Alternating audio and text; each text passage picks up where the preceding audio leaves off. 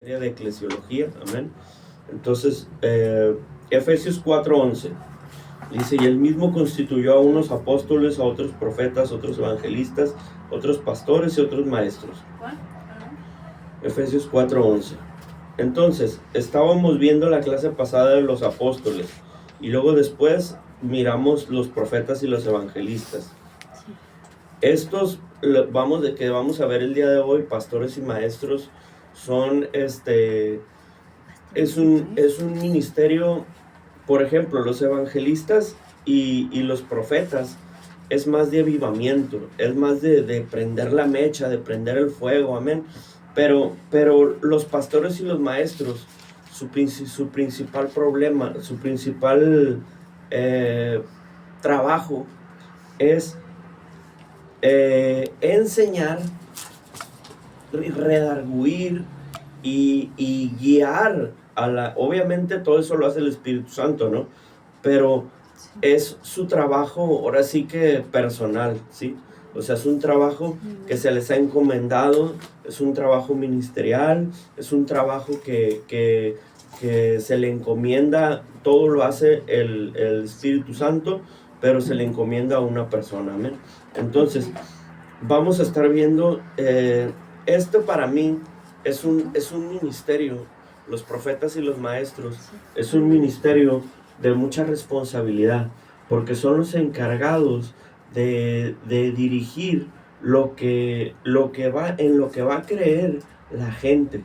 Si tienes un mal maestro, si tienes un mal pastor, entonces la congregación se va a desviar, la congregación se va a redirigir por otro lado.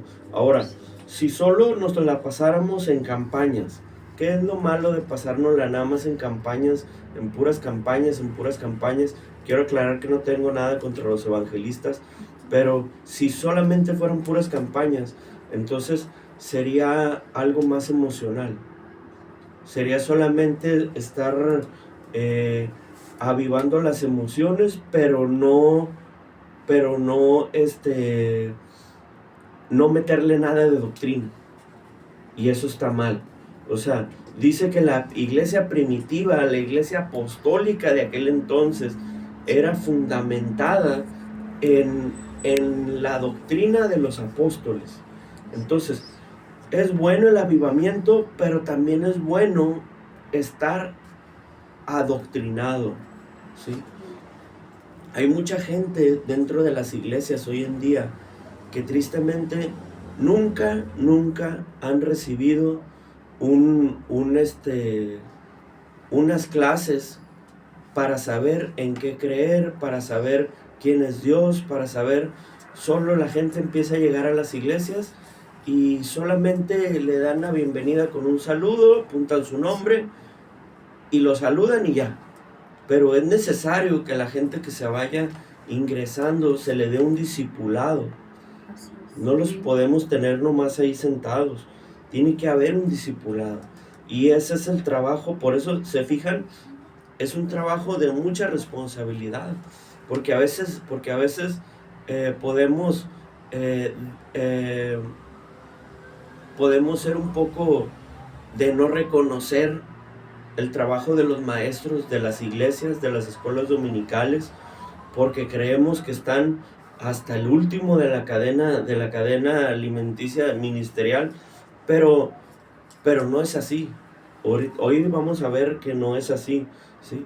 O sea, es un trabajo de mucha responsabilidad, porque si no enseñas algo correcto, te lo van a demandar en el juicio final, te lo van a demandar en el tribunal de Jesús, ¿sí? Te lo van a demandar, y puede que hasta si ibas a recibir galardones, hasta te quitan.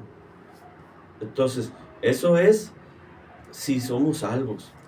Entonces, es una gran responsabilidad el enseñar y el ministrar a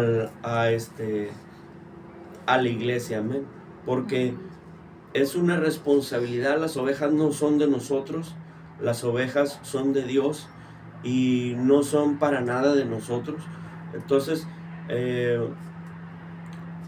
pero tenemos la responsabilidad de enseñar a la iglesia.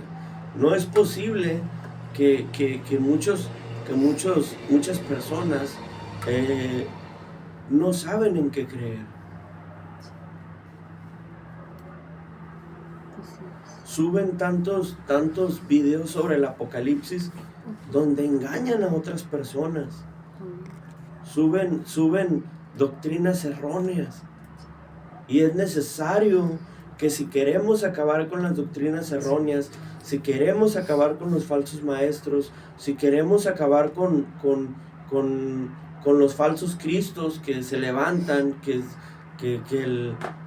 no sé quién, Cristo mujer y que Cristo hombre y que pura charlatanería de esas, ¿no? Y si queremos acabar con todas esas falsas creencias, la iglesia de Dios tiene que ser adoctrinada.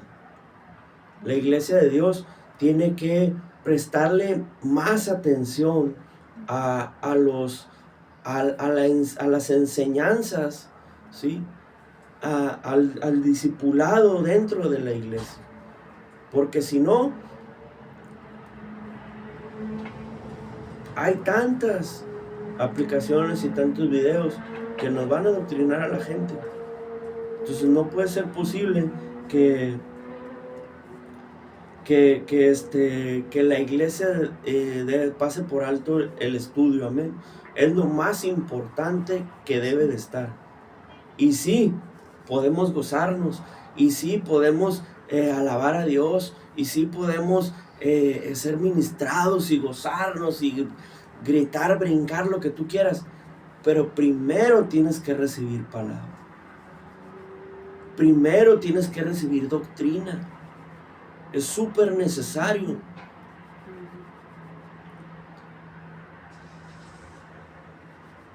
Empieza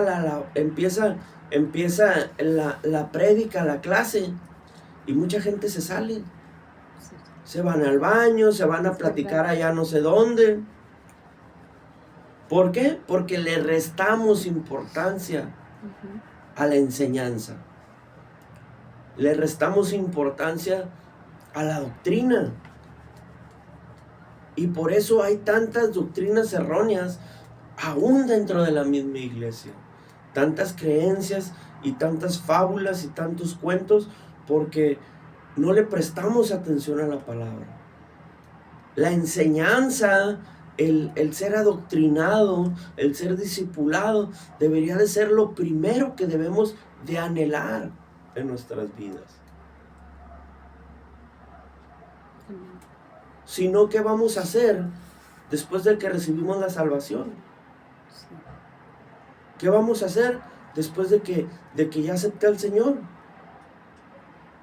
Me voy a perder. O sea, la iglesia tenemos que prestarle atención a la enseñanza, a la doctrina. ¿Van los 10 ya? Ok. Número 1, líderes de la iglesia, ahí dentro de los mismos pastores.